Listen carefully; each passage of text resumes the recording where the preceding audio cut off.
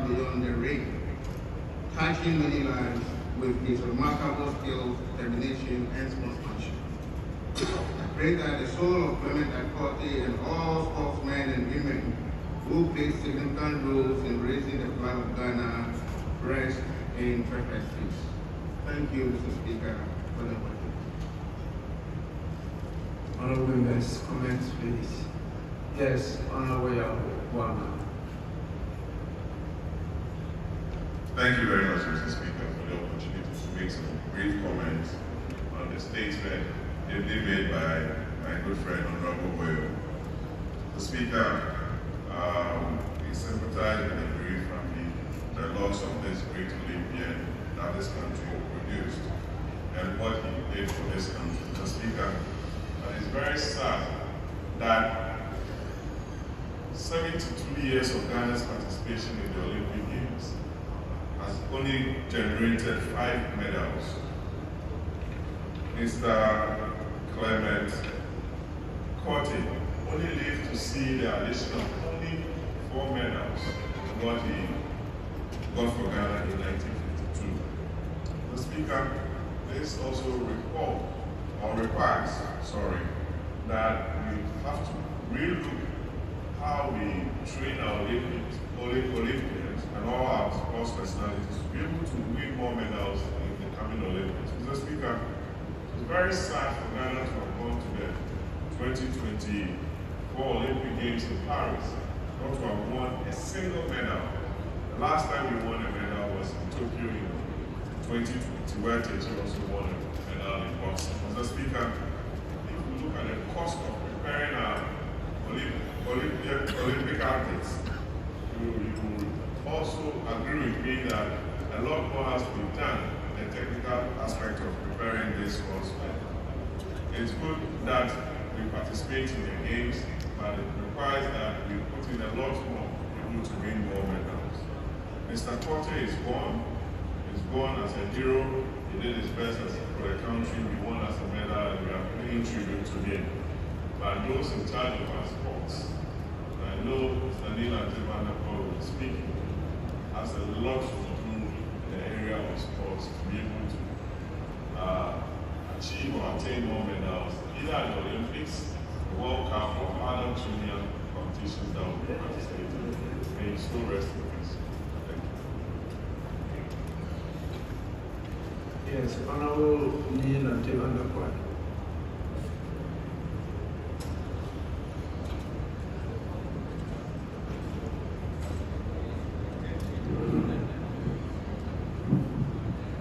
Thank you very much, Right Honourable Speaker, for the opportunity given me to contribute to this statement ably delivered by my colleague, Ranking Member of the Youth and Sports Committee, Honourable Oboyo. I am a bit passionate about this statement because Clement Akpote Sr. was an uncle of mine. He was a great inspiration to many of us who grew up in the boxing hub of Boko. Not only Akpote, after him, there were 3 other members of the family who took to boxing. 2 of them got to the African champion level, and the other, our nephew, Alfred Cobra Kote, also won a world title. It's a family of boxers, and I'm not surprised when his inspiration led Ike Porter Jr. from football to become a boxer. And then with the assistance of Ambassador Ni Amakai Amatefio, Ike Porter got the opportunity to first fight at the Barcelona Olympic Games and then the Commonwealth Games before achieving the status of a world champion. I'm happy my colleague, Honorable Patiwama, has also mentioned it. If you look at the list, Ike Porter Sr., Prince Amati, Eddie Blake, who happened to have come from the Western region, but built his boxing life in Accra. First at Accra New Town, before Buko. Samuel Techi, also from Buko, have all excelled because of the pace that was set by people like ACCRA, Luther Robertson, Alfred Tete, and the rest. Mr. Speaker, it will interest you to note that today, those boxing gyms that produce all these world champions and legends are almost extinguished. Today, boxing has become a national sport because if you go to the boxing arena on the normal National Boxing Day League, some of the best boxers come from the northern part of the country. And Ashanti region. Of note, two of the best boxers in the current National League are from the Ashanti region. It means that boxing is now being looked at nationwide. And I said we must extend the facilities beyond the borders of Accra. The days when Ebo Dankwa and Naya Okunen will have to come all the way from the regions to be based in Accra to become world champions, those days are gone. Today, boxing is being championed by a chief in the Ashanti region, the man that one of his boys is a national champion. In Obuasi, we have boys who are fighting and producing themselves as future champions. Mr. Speaker, I think as a nation, if you look at this reference, boxing has achieved a lot for us. They've raised the flag of this country, even more than football.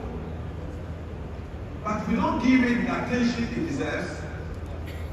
Out of the 5 medals that we are talking about today, 4 from boxing. That should tell us that if we could give a percentage of attention we give to football, to boxing, and other sporting disciplines, maybe this country will not always be languishing at the last position on the table, the medal table at Olympic Games. We may be squaring it up with Americans, the British, the Australians, and the Chinese on the medal table. I believe seriously that if we want to really achieve much in sports, we must be ready to invest in the sport. Mr. Speaker, coming to this, let me also say this. All these people passed without any serious notice. But for this August House, celebrating them through a statement, nothing. Nothing. And by this time, we should have monuments to remember the future generation of the exploits of Iquote Senior, Eddie Blake, Prince Amati, and the rest. And I'll be happy if instead of the president's statue at Efiam Kwanta roundabout, we have Eddie Blake statue there to tell people from the Western region that it is not a Kokrani alone who exhibited wonders in boxing, but there was once an Eddie Blake. It is important because these are the things that will make people inspired, be motivated to want to achieve something. Mr. Speaker, if you take note, you will notice that when we built the boxing arena, what we decided to do was inscribe the names of all the past champions on the walls so that the young ones who come there will see them and get inspired and motivated so that they can also excel. I think that we should begin to honor our heroes so that people will feel proud, fighting and sacrificing for this nation. With these words, Mr. Speaker, I thank you for the opportunity given, and we wish the family, especially this nuclear family and the extended family, even though the funeral is outside, we shall be observing the local one here in Accra at the family house in move home. And I'm extending the invitation to all who are here and wish to be with us to mourn this legend. Thank you very much.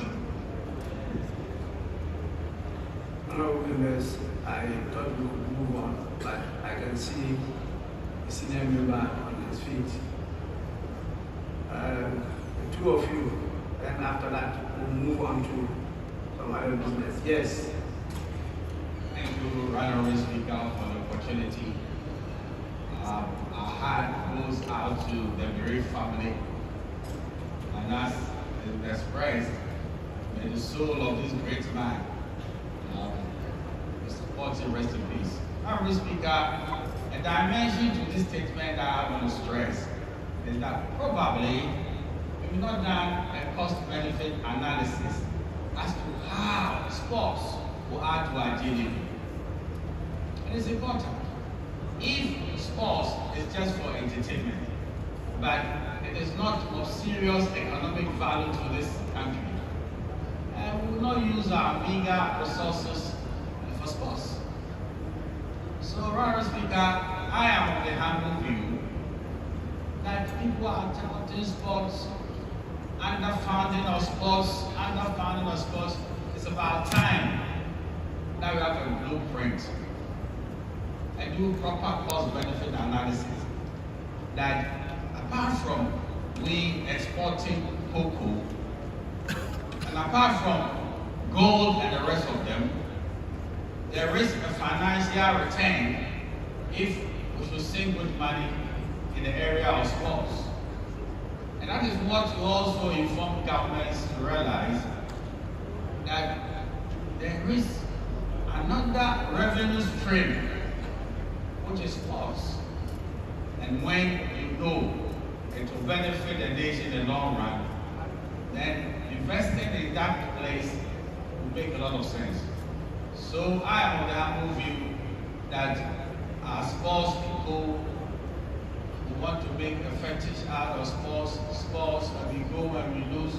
The Black Stars are giving us a lot of pain and the rest of it. And the coaches are being underpaid, all kinds of challenges that we are facing. But if anything matters to us as a nation, and we want to invest properly in it, let's cost it. And let's see the return on the investment. Probably it will be a paradigm shift for this nation. If not, we will not even celebrate heroes in the long run, because who is a hero if what is running to does not benefit the entire nation? So I want to commend the maker of the statement for his resourcefulness as always, and I want the nation to look at this dimension of sports. I'm grateful to the Honorable Speaker for the space.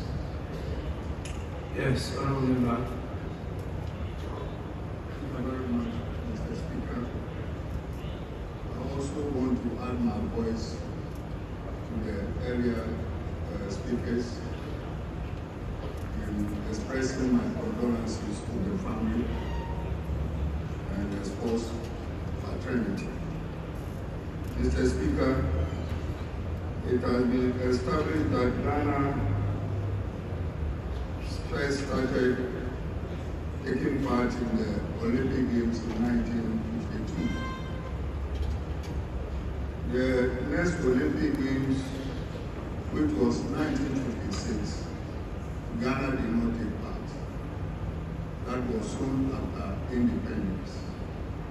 So it was in 1960 that as a sovereign nation that we first participated at the Olympic Games, and I, 40 senior, won the medal for Ghana. I also want to establish that Ghana did not participate in the Moscow Olympic Games in 1976 and also in the Montreal Games in 1980 in Canada. Mr. Speaker, the two games that were absent were due to political reasons.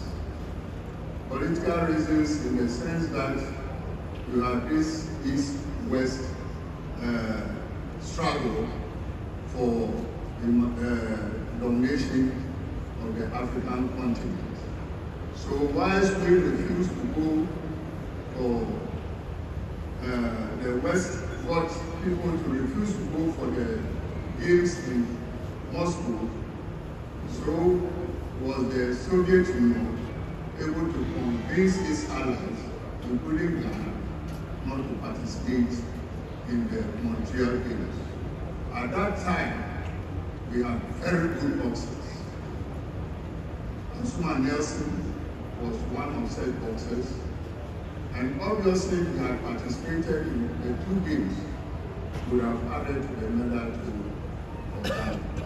So his absence in the medal list, but raised very high in the world boxing calendar, is because of political reasons that he was not able to participate in. Mr. Speaker, I like the comment made by Honorable ACCRA about trying to get a cost-benefits analysis of sports contribution to the national economy.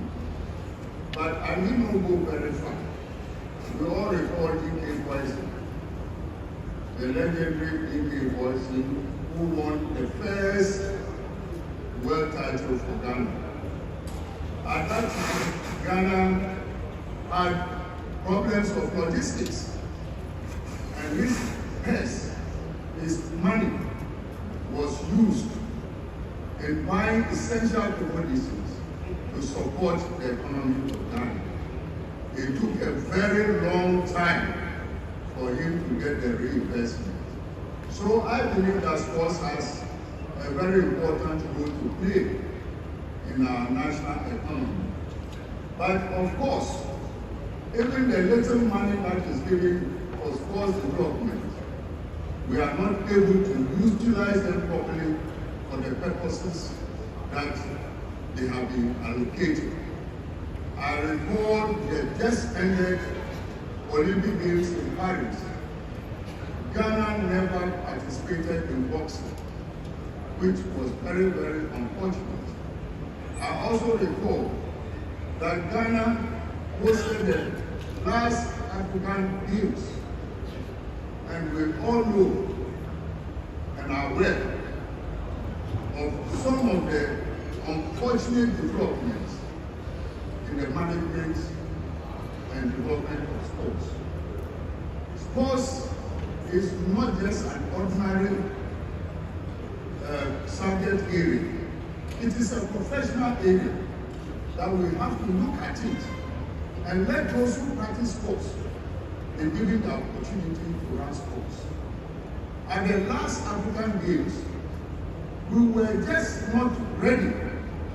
We simply did not use the monies for the purposes that we were given. So on that note, I want to say that we have been getting our fair share, even though it is inadequate, but when it is given, we must make sure that we utilize them for the purposes for which they have been allocated. Mr. Speaker, with these 2 words, I want to thank the maker of this statement for his thorough research and bringing up to the fore what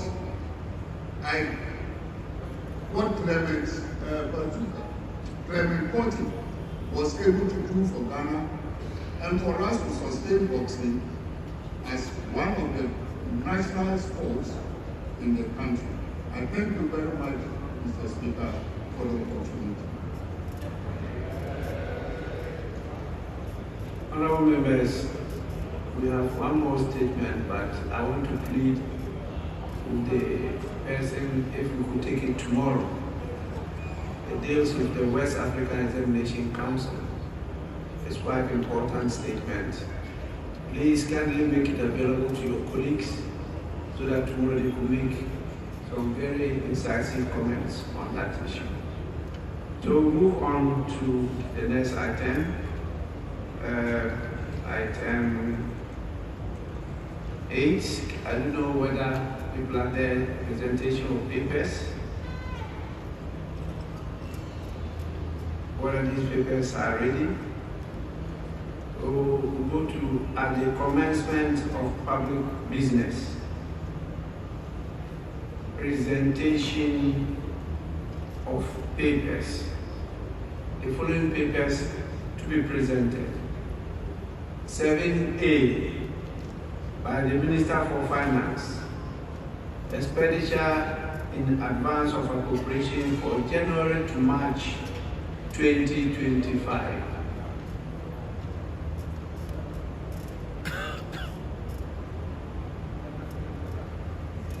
Mr. Speaker, I think yesterday we had decided to put on hold briefly. As it stands now, I don't have any new update with regards to that.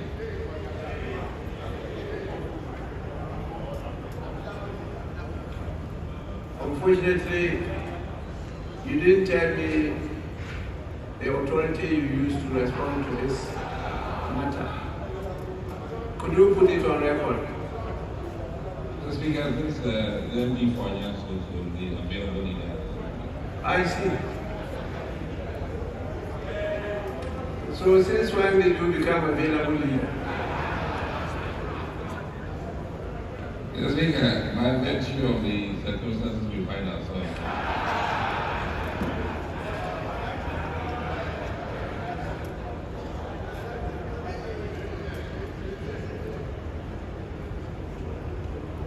Well, so available leader,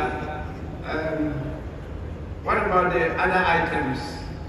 Which one do you think we could take? Then I can note that and then call on the people to make the presentations.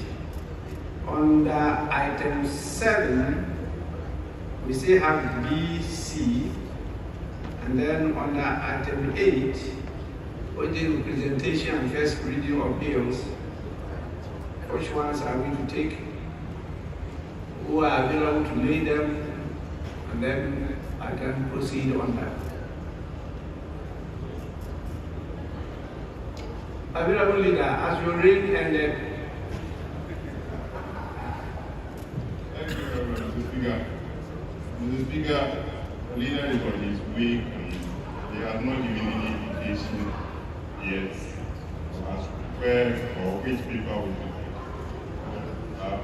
I'll plead with you and I will wait for the leader. So we can take it maybe we have here.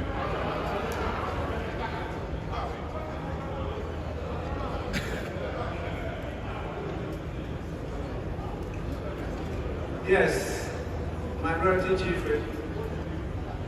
Speaker, the item you mentioned 7A is such a critical requirement of government and a responsibility of this House to undertake that. Mr. Speaker, you will recall that yesterday I suggested that it was almost an open understanding that the finance minister was going to be here to lay this paper. When he decided not, or when he didn't come, there was rumors all over the place. I didn't peddle any rumor. I just suggested that I hope there was no conspiracy to say that the finance minister will not lay this particular item. The very respected the Supreme Leader, Honorable James Samusu, came to the defense of the finance minister saying that based on some new development on the fiscal front of the state, it might be necessary for him to maybe review what is already brought to Parliament, because I know you are in possession of what he was supposed to lay. That is why it appeared on the other paper. We are here today again, Mr. Speaker. The finance minister is not here. The leader of the side opposite is not here. Nobody is telling us anything. Mr. Speaker, I will repeat.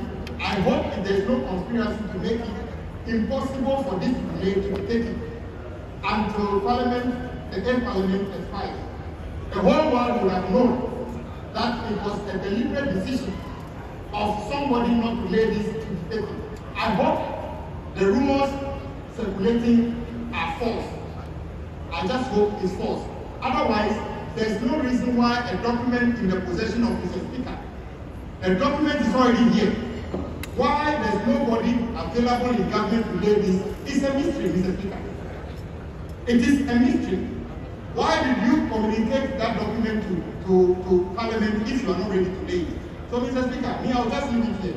And let all people, workers in government, all workers in this country, everybody who draws from the public purse is aware that the opportunity exists for the finance minister to communicate to Parliament this document of expenditure in advance of appropriation.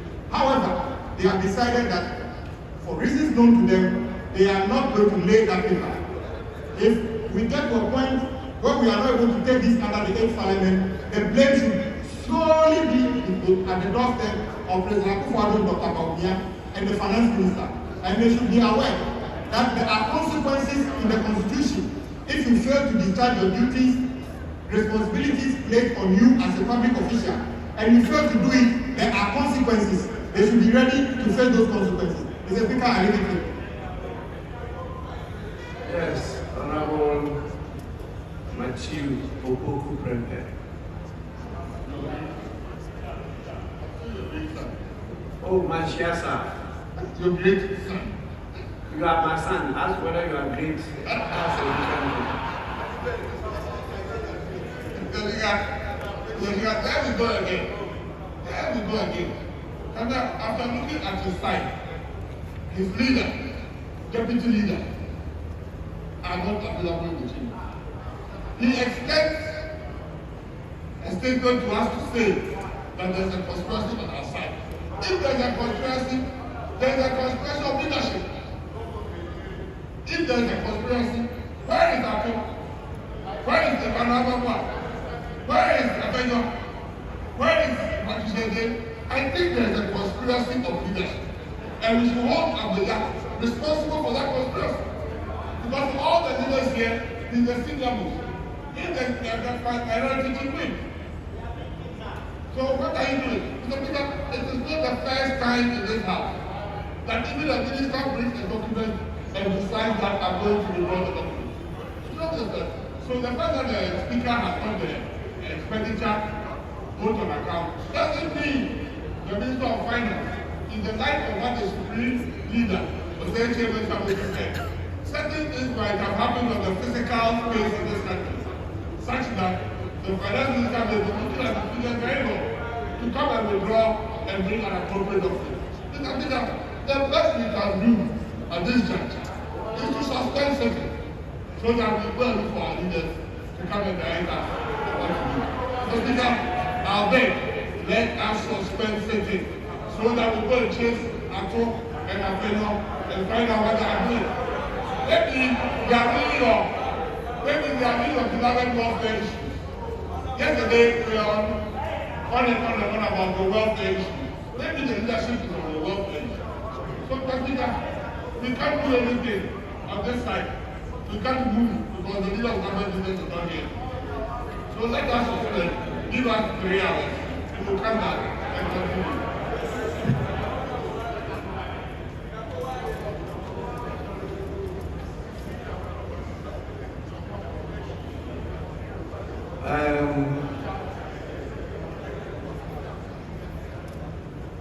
Are you rising up to respond to what he said or to address the issue on the floor?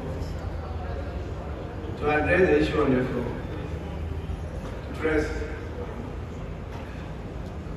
Well, I'll be taking those who have to address the issue on the floor, not those who have to respond to him.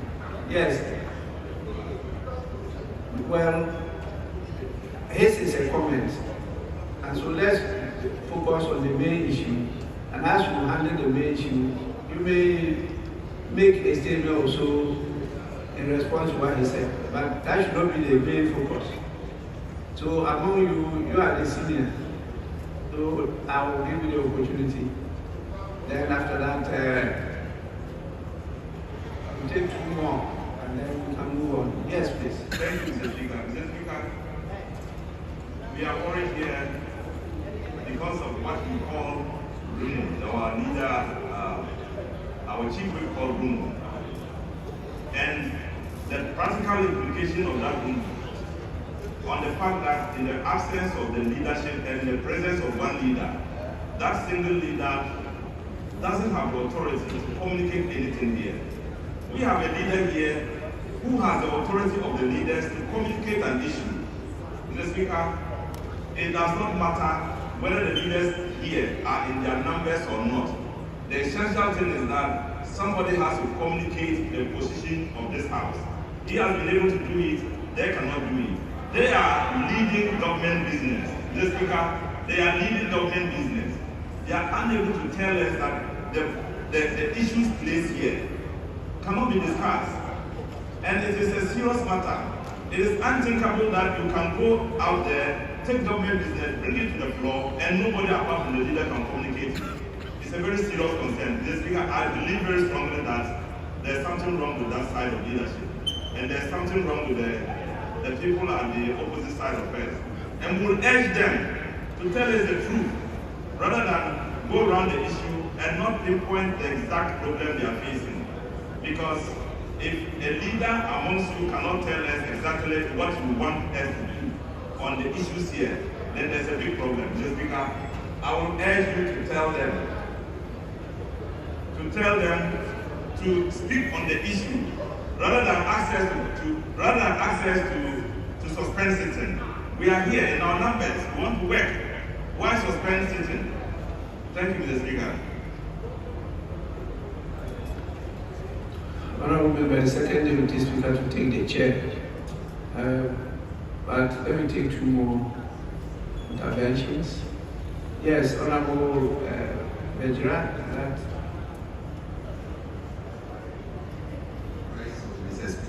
Mr. Speaker, thank you for the opportunity. And Mr. Speaker, it is worrying that getting to the end of a particular regime, we are witnessing what we all know, the obvious, that needed to be done. Mr. Speaker, we live by a constitution. The constitution clearly states that there should be a vote on account so that the incoming administration will be able to at least take care of government expenditure before coming with their budget. And this is obvious, everybody knows that. It is rather unfortunate that since we came yesterday, we've had the issue of the minister coming to lay this instrument before us. The Speaker, it is not just the Minister of Finance who can lay documents when it comes to the issues of laying documents for that matter. We've been in this House for long, and we know that any minister at all can be authorized at least to formally lay a document from any of the ministries, departments, or agencies. It clearly shows that there's something going on. We have the minister in charge of parliamentary affairs. He's still a minister. And presidential affairs. Okay. I'm sorry. Presidential affairs. I hear my former running mate is leading the house. The minister in charge of parliamentary affairs is in this house. A very senior member of the house who has seen it all, changing from one government to another. And he knows very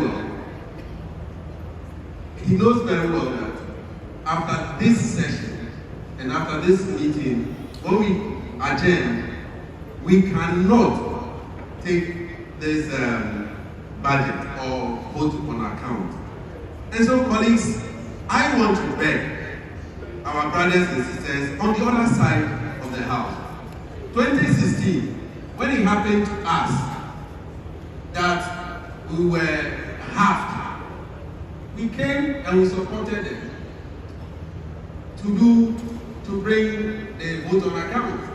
And so they should help us to also bring the vote on account so that we can pass it for the coming government. We know the workers are waiting on us, and we are here to work as members of parliament.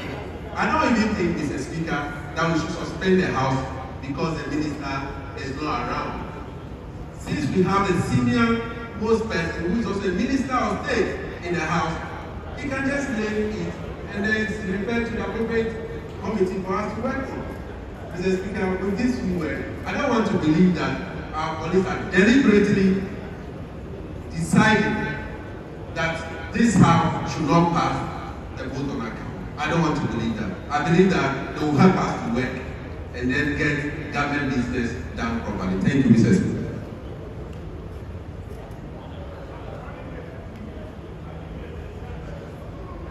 Thank you. This is when the speaking prevent you from speaking again.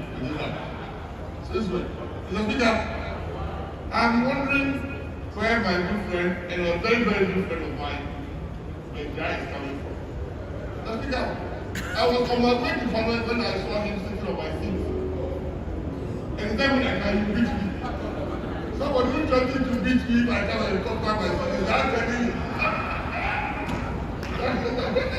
He's not telling me that he's begging me to come so that he beat me. No. Mr. Speaker, what we are saying is so fundamental to the issue. We have been in this chamber when the Speaker has even said that the deputy speakers cannot represent him on certain issues. We have been here. We have been here. We have been here and we have been told that if you don't know that Honorable Chairman Sabos, MP for Swami, is no longer the Minister for Parliamentary Affairs. When the President announced his team for transition, he was labeled as Minister for Presidential Affairs. So he has moved on. He has moved on. He cannot come here and come and present things on the back. Mr. Speaker, the most serious aspect of this is that if we don't get the finance minister, we cannot move.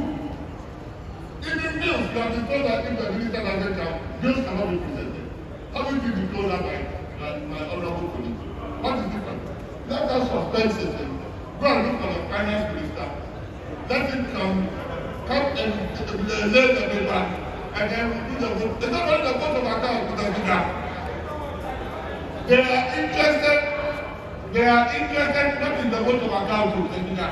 They are interested in their terminal benefits.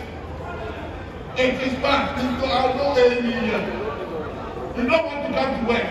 For 2 weeks, NDC side of Parliament decided that Parliament should close. You are not ready to work. Why are you not ready to work? You are ready to work because you are interested in Article 71. His Excellency, the new sitting president, has said, even when he comes to office, he's going to cancel Article 71. This is not a priority for anybody. Let us do things that are better, not Article 71. That His Excellency John DRAMANI MAHAMA has promised Ghanaians that he doesn't want Article 71. We are not going to do Article 71. We will do it when we come on approve it so that I can come and collect my vote. Thank you.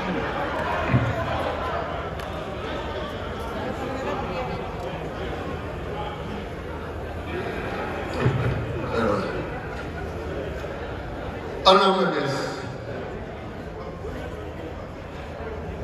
I wanted to give it to the senior most, but once the whip is up on his feet, let him give it to the whip. This was a very simple matter. And I said that the leader, Honorable Chairman Saposu, actually gave the reason.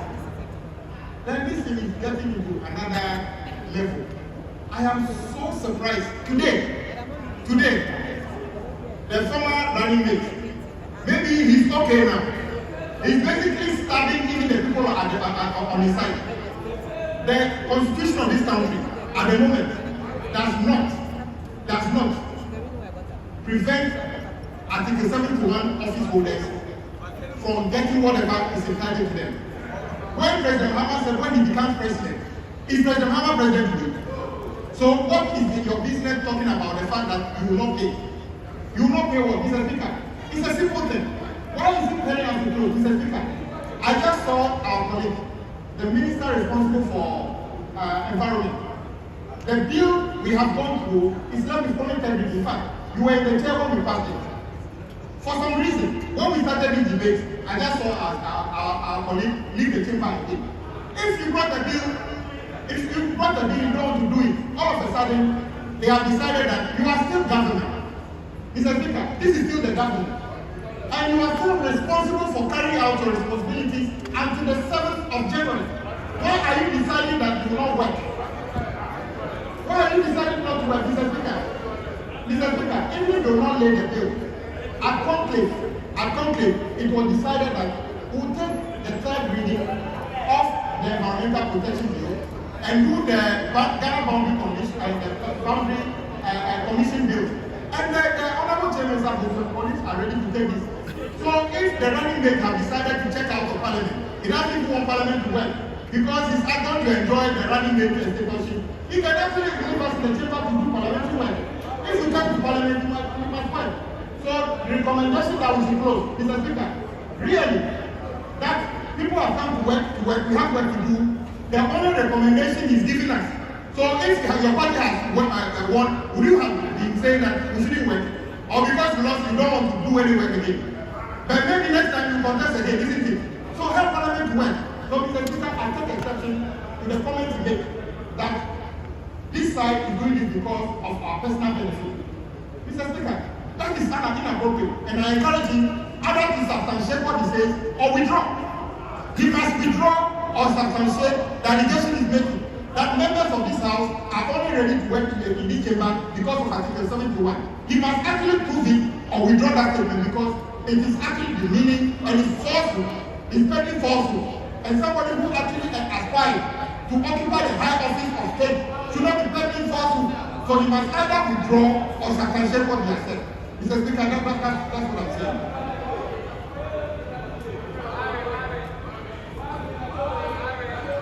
Yes, let me give the opportunity to Tema West member.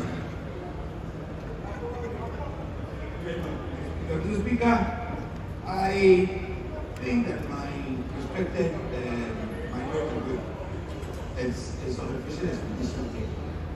I don't recall when stepping out of this back became an issue for him to mention that the Minister of Environment walking out here is because of his headache. The other back, that's the reason why she's here. So because of the document or whatever she's doing present here, she can't go out to attend religious form or even go out and do what she wants to do. You don't do things, just try to find reasons to sometimes save your own position. Yes, we want to work. We are all here to do the same job. But the fact still remains, Mr. My brother. If you don't mind, I would rather recommend that we start with the exemption of 1D1. If you don't mind, you are also looking for something. You see, now Mr. Speaker, it has become an interest game where the people on the other side are trying to push us to do what they want us to do.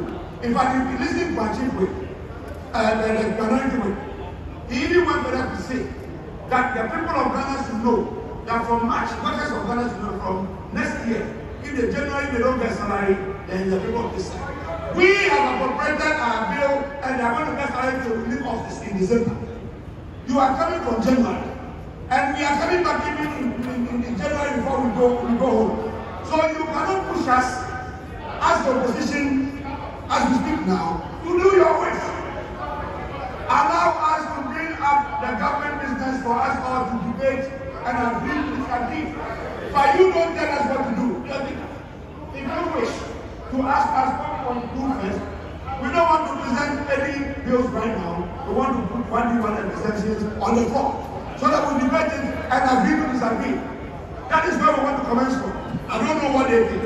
Otherwise, please don't push us to what you think you want us to do. We are determining government business and we'll do what we think is best for Ghana at this moment. Please, my lovely brothers and sisters, why are we pushing our faith? When you are going to have this country, all of this country on your shoulder. Allow us, for this short time that we have, to enjoy our moment. And we only say, on the floor here, we want to tell you that we are prepared to do one day exemption. That's what we want to start from. If you don't want that, then you don't tell us what you want us to do. Because for now, you have given the right to present government business, and that is exactly what we're doing. Thank you very much.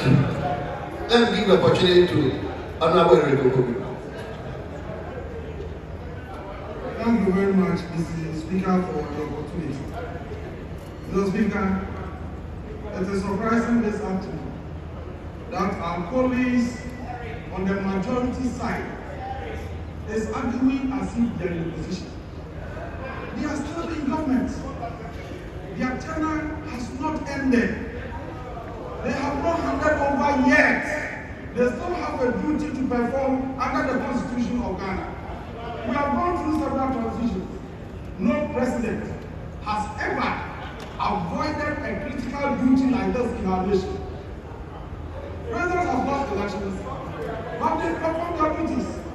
It is the duty of President Nana Akufo-Addo to present a statement before this House. It is his duty. We approved the budget last November. The budget ends in December. The new government will be ushered in early January. So we need expenditure in advance of the budget to be able to pay salaries from January, February, March until a new budget is introduced into this House. This is the simple duty that the President must perform to the good people of Ghana. And the Finance Minister always performs this duty on behalf of the President. You recall, when the Finance Minister was not available to discharge this responsibility, we allowed the then majority leader, our able majority leader, to step in his shoes and perform that critical duty. And today, you are refuting in some excuses that we haven't heard before in this House. Mr. Speaker, the introduction of Article 37 in this debate is uncalled for. It has nothing to do with what we intend to do. In fact, Article 71 has never been mentioned anywhere. What we are running away from is to present expenditure in advance of budget. Just expenditure to cater for January, February, and March. And you are saying that, look, you have lost elections, so you won't do. Is that what you're telling us? Is that what you're telling us? That you have lost elections, and therefore you don't want to perform that duty. The President cannot do this to Ghanaians. He must come and present the document. He has a duty to fulfill. And he cannot run away from that responsibility. That is why the leader is not here. That is why all your ministers are not around. Please and please, the Speaker, it is a duty that they must perform. They cannot run away. Are you telling the good people of Ghana that you are now in the minority, you have lost elections, so you can't perform your duty? That they shouldn't be paid for January, February because they have voted against you. Is that what you're telling us? It is wrong. It has never happened in the history of this country. Don't set that bad precedent. Because yesterday, your leader was here giving hope that very soon you come back. And this is what you want to do to Ghanaians. That you have lost elections. So even budget, constitutional duty, you don't want to do it. What is wrong with you? What is wrong with you? Mr. Speaker, you have all the powers to compel these people to perform the duty that they must and perform under the Constitution. So long as we have all accepted to run this country by law, the law must work. So wherever the Finance Minister is, he's also a member of this House. He should know that he can run. And he can never hide. Wherever he is, we'll bring him before this House to prevent that statement. Mr. Speaker, on this note, thank you very much. Yes, let me give the opportunity to the leader emeritus.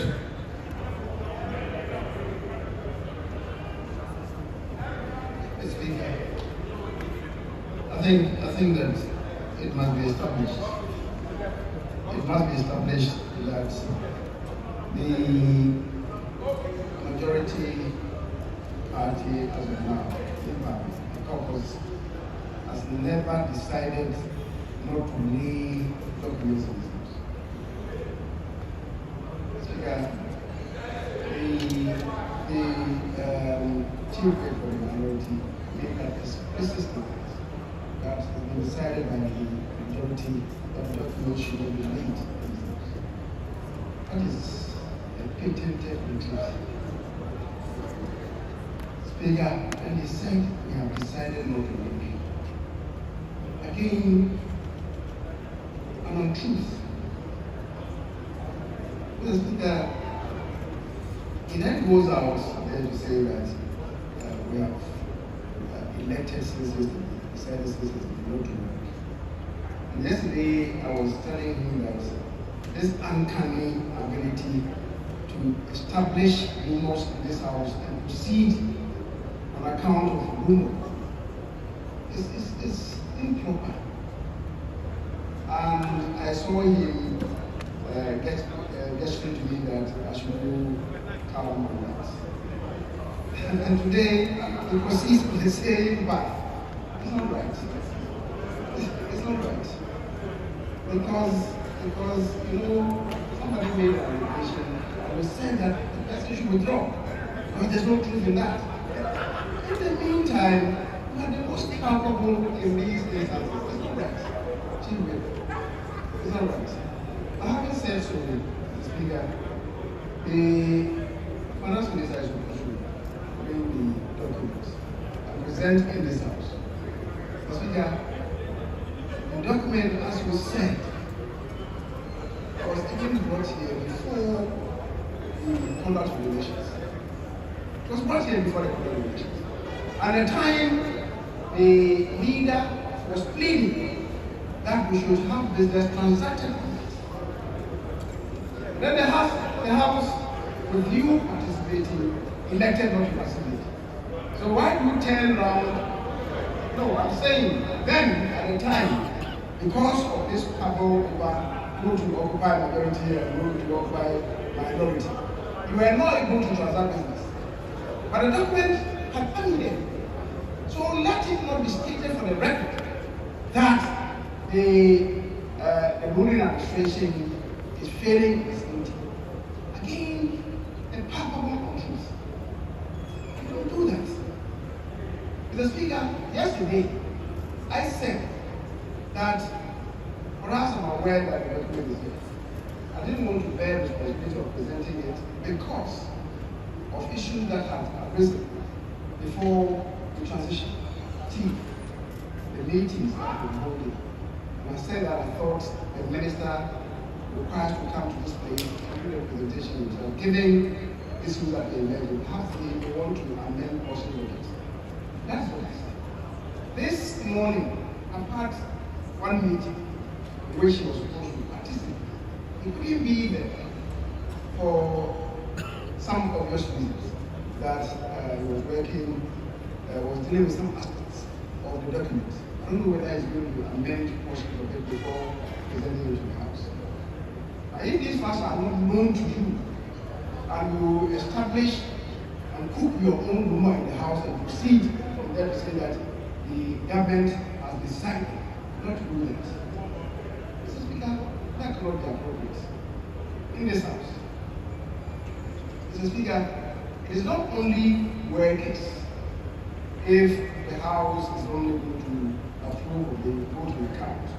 It's not only workers who will not be paid from January 2025. Even this House meeting after December to listen to the President present his message, his last message of the State of the Nation, can hold. And the House was called on to avoid the situation before the elections. Why was it not done? Why was it not done? The House was embroiled in determining who occupies majority seats and who occupies the minority seats. Most irrelevant. With the greatest respect, most irrelevant. Mr. Speaker, if we are not able to approve of the vote in count, the summoning of Parliament elect the Speaker, for the Speaker to now also swear in the new members of Parliament. Technically cannot take place. Is that what we want as a nation? The Speaker, the third one relates to the event to even swear in the new president. It will be encapsulated in the vote of the House. Encapsulated in it. Because next year event, and provision will have to be made for it. Yeah. Perhaps people are not even thinking through, and we spend the time fighting over which is wrong. We are where we are. However, I would suggest strongly that the minister is aware of his responsibilities and he is not minded to renege. And certainly the voting account will be presented to me. I'm just saying that as I've been doing, I'm not able to do that because this morning when we met, he wasn't there. And because he wasn't there, I've got instructions from him. I cannot present the paper on behalf of the minister. But the needful will be done at the appropriate time. And I believe that certainly we will not travel, even if it's not possible today. But we're having another meeting at 4, the third meeting at 5. The Speaker, the other one that you repeated, the minority leader, the majority leader, and you, the chief whip, we have been in consultation. And we have been in consultation with the Speaker. And we know the routes that have been defined. I'll leave it there. The Speaker, the proper thing is done. So, I guess, moving forward, as I've said, the proper thing will be done. But because the two leaders are not here, and I'm told that some consultation is going on, if we can suspend for a brief while, let them come, then we take it from there. Speaker, thank you. Thank you very much.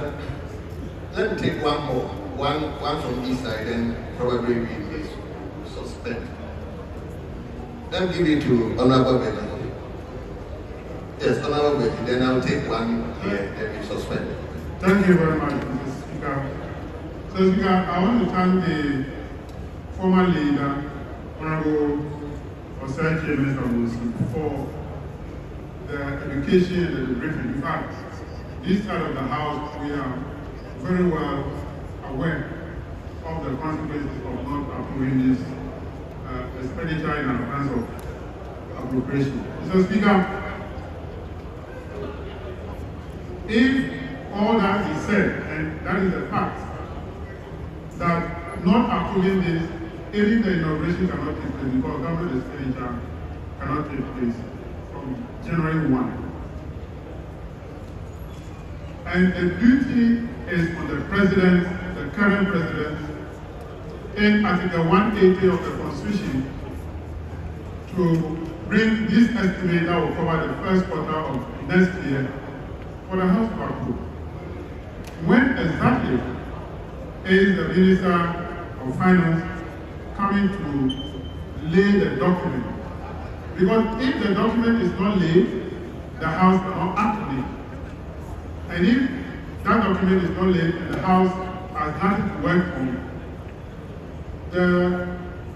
the challenges we are going to have will squarely be blamed on this side of the House. Because our side will not have the executive power to bring this document to the House. The executive power is on the current president to bring the document to the House.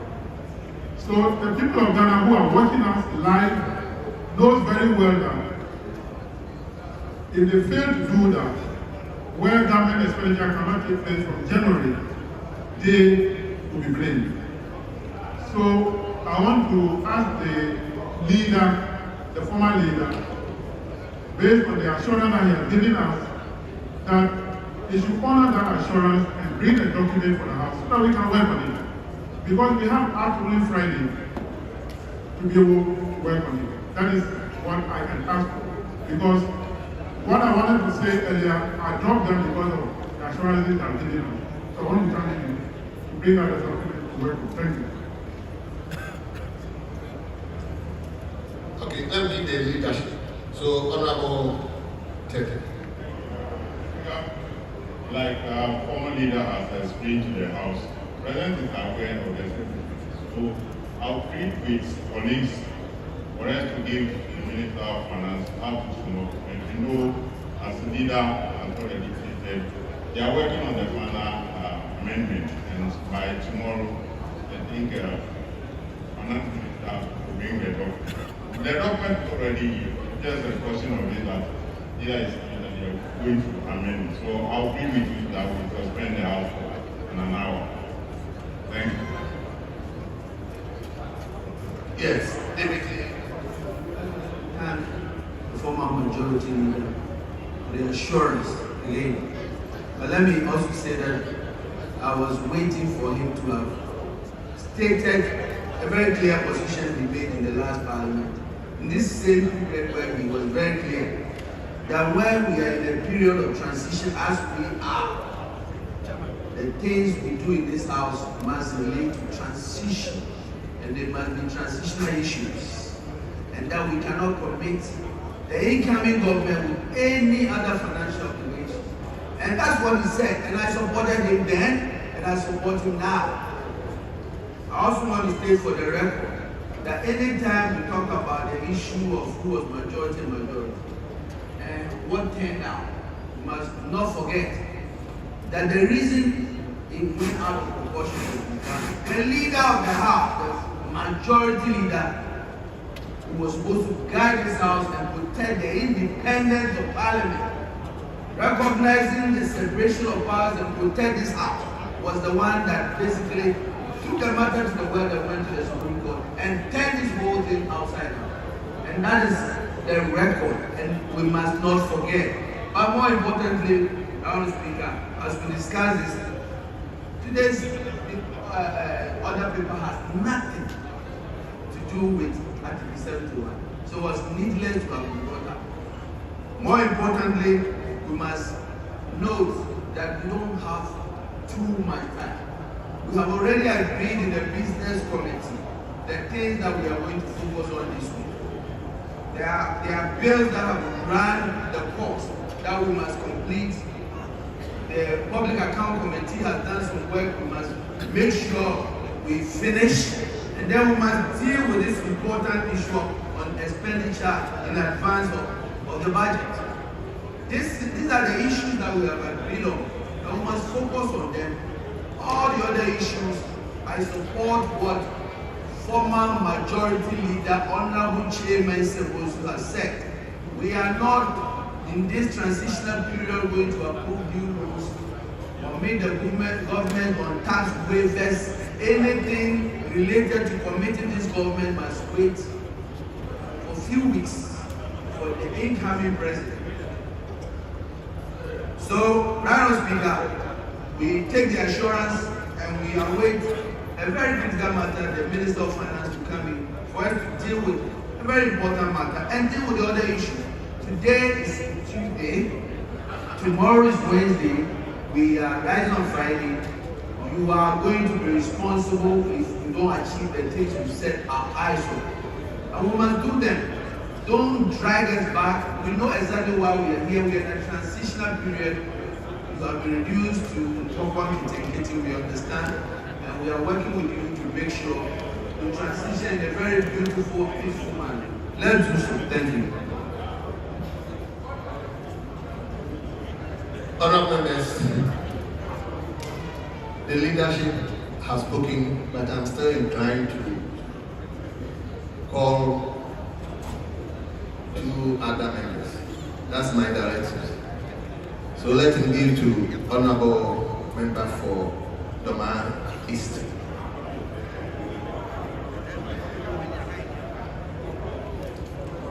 Other members, Doma East, you have the floor.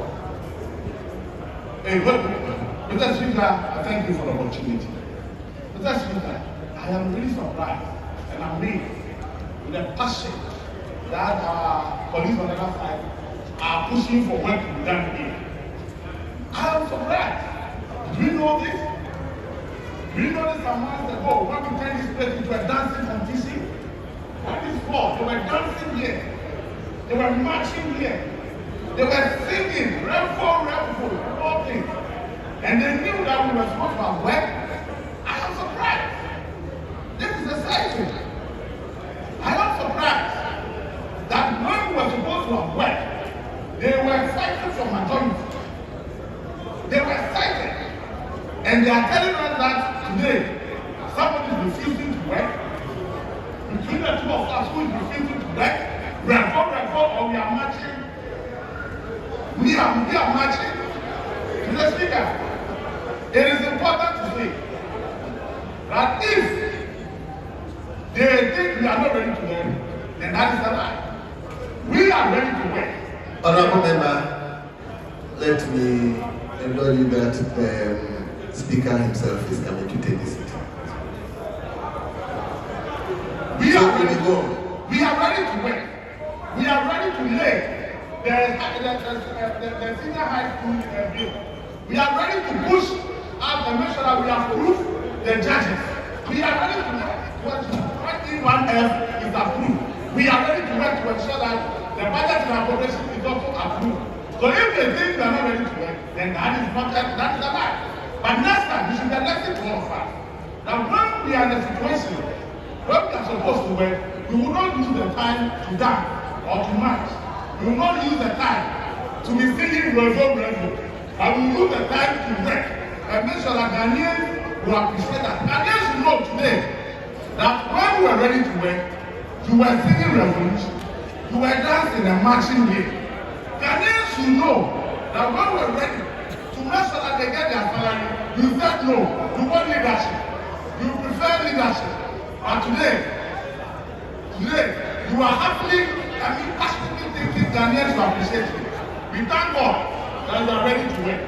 But next time, when you get opportunity, it's not revel, it's about work. I thank you, Mr. Speaker. Honorable Member, I couldn't get, what is your name? Mr. Speaker, my name is Paul Chumeriman. Which constituency? My constituency. Sorry? Old lady. The speaker is unfortunate. An old lady kicked my heart. Oh, sorry. You lost the election. To an 83-year-old woman.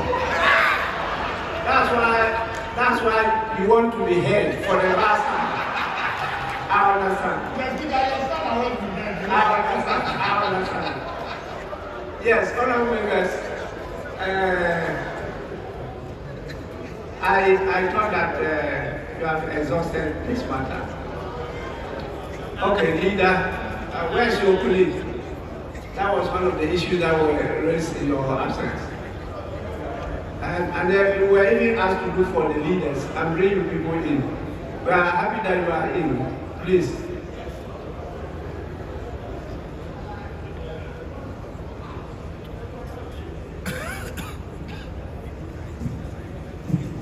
Thank you.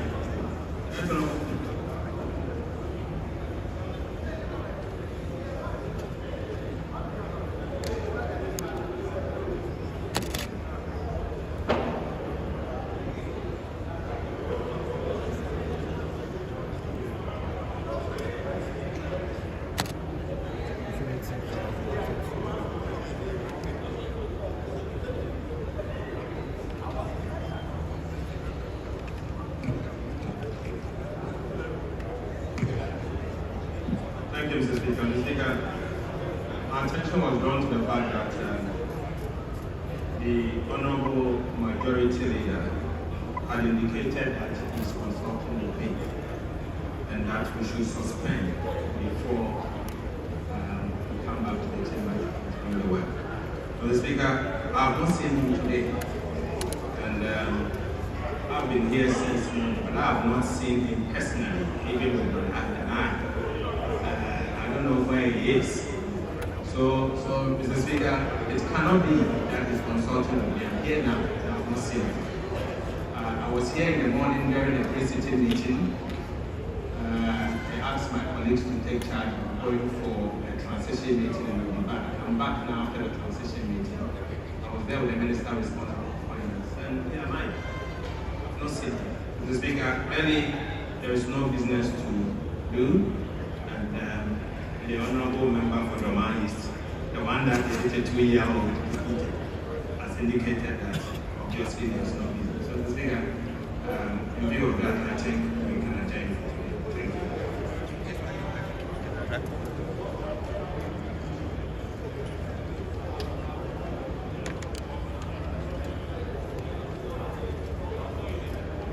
Yes, honorable.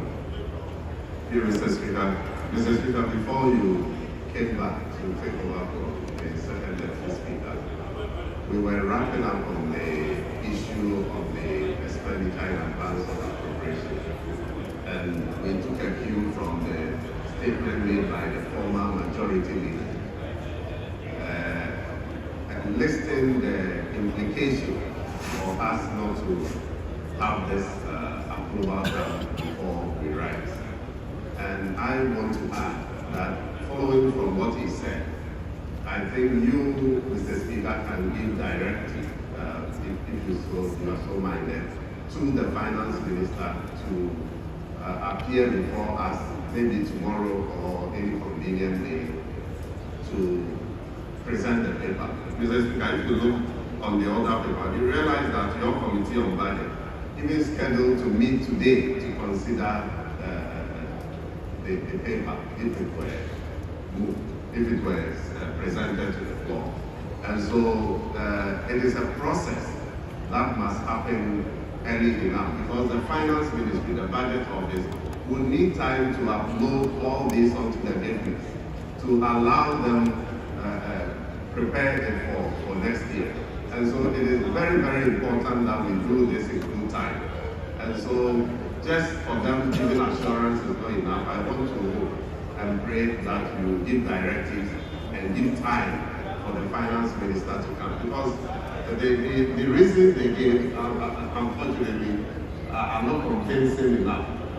The majority leader then, on one occasion, even presented a whole budget on behalf of the finance minister. So I'm surprised that none of them can just rise up and bow for this paper to be laid. But be as it may, if they want the finance minister to come here himself to do it, I appeal to your good office, Mr. Speaker, to give time frame for him to come and do that. Thank you, Mr. Speaker.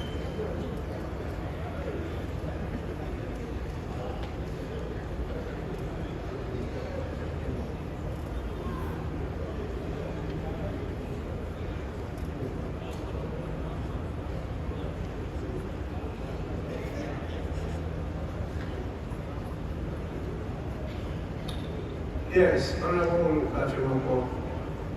Yes, thank you for the opportunity. Mr. Speaker, the matters that have recently received the House are not matters that we should take lightly. Especially because, Mr. Speaker, you have been accused of frustrating government business as recently as last 2 weeks. Mr. Speaker, where we have been billed to consider business for the day, and you actually proceeded to the items under 8. And yet there's nobody willing to just rise and file for these papers to be laid. Mr. Speaker, may I refer the House to Order 96 of our standing orders. Mr. Speaker, presentation of papers. Speaker, it reads, a paper may be presented to the House only by the Speaker, the chairperson of the committee, a member, a minister, or a head of an independent constitutional body.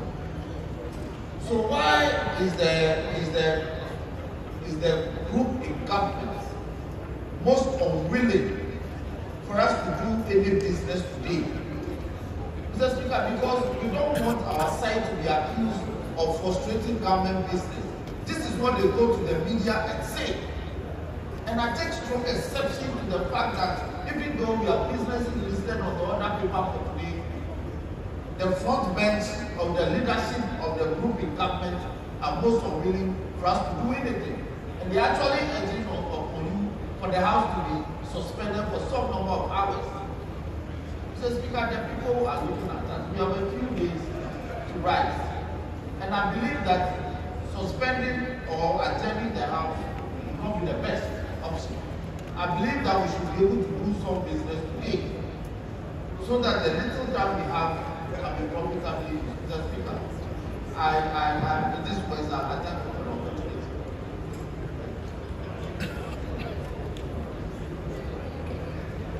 Honorable members,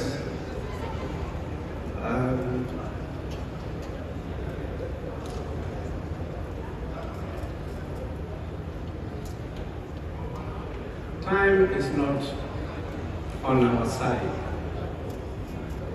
but there are some imperatives we have to work on. The delay will compel us to sit some days very late hours.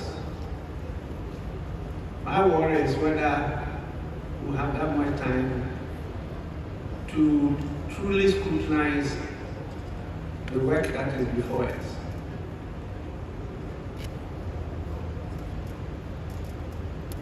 I shudder to hear some of the statements coming from members.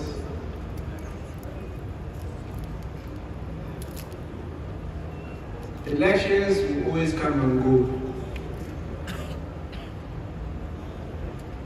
We have the Constitution and our laws to go by. There's nothing we can do than to perform the duty that we voluntarily opted to do. We can't disappoint the Ghanaians. I'm not surprised this is happening at the end of the term of this parliament. I'm not surprised. But this will also come to pass. The institution of parliament will continue to stay and grow. Ghana will live on. Members will simply destroy themselves. Because you all know that you reap what you sow.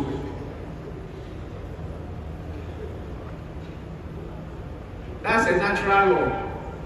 You cannot run away from it. And these days, karma is very fast.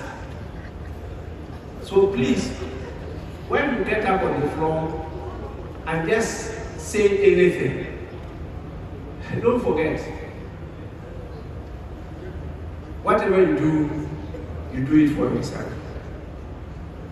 I'm really surprised that members have made these statements. It's not good for our democracy. It's not good for our country. It's not even good for the members making these statements. Let's desist from it. There may be good reasons why the Minister of Finance is not here. We only needed information from him through leadership to the House. And we understand the situation. We know what is happening. We buy our time. When he's ready and he comes to present it, we'll do the good job. It's just expenditure in advance of appropriation. Just 3 months. And so it's not something we can do within a day. We can do it within a day. We just want to be sure that it will be done. And I have no reason to doubt that he will perform his constitutional duty. And so please, let's go on with the other businesses. We discussed this in the morning at Conclave, and our understanding was that we're going to do some 2 bills for today. There was effort to get the sponsors of the bill to be available so that they could lead the House to do those bills. the Environmental Protection Bill, and then also the Ghana Boundary Commission Bill. We agreed to do that today, whilst we await the arrival of the Minister of Finance either today or tomorrow. This one too, members are running away from it. I don't think it's the interest of anybody for us to renege from this duty. The Environmental Protection Bill, we finished with the consideration, it's a level 3rd reading. Because all what we did by way of amendments have all been captured according to our new standing orders. And the new bill is ready. So we can take it through the 3rd reading and pass it.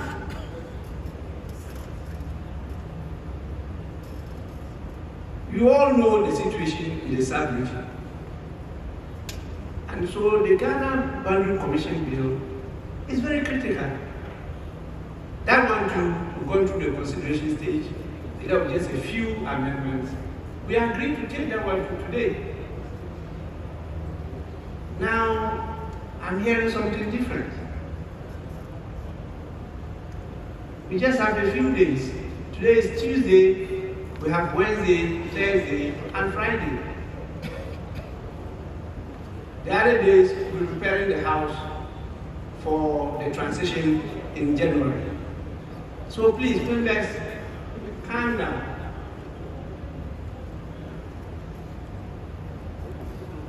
I'm really surprised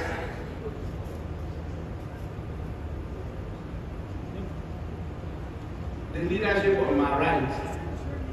I can see the deputy majority whip available.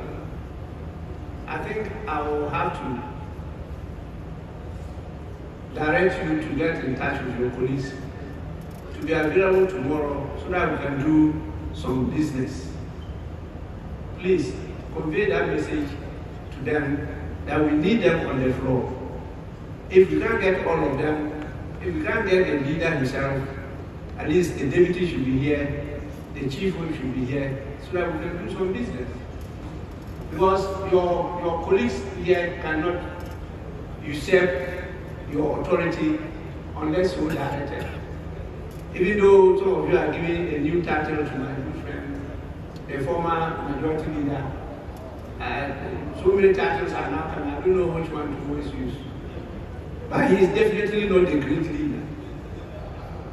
That one we know he is not the great leader. We know the great leader is no more. Those of you pushing him to go early, he will refuse. And I will support him. He won't go. So please, he's not. He can't just usurp the authority and be leading the house in these matters. So please, I want to urge all of you and listen to the minority leader. We'll take a bow, and then tomorrow we come to continue the business. Please come prepared to sit a long haul tomorrow so that we can do most of these businesses. With this, I will proceed, with your kind permission, to adjourn the house.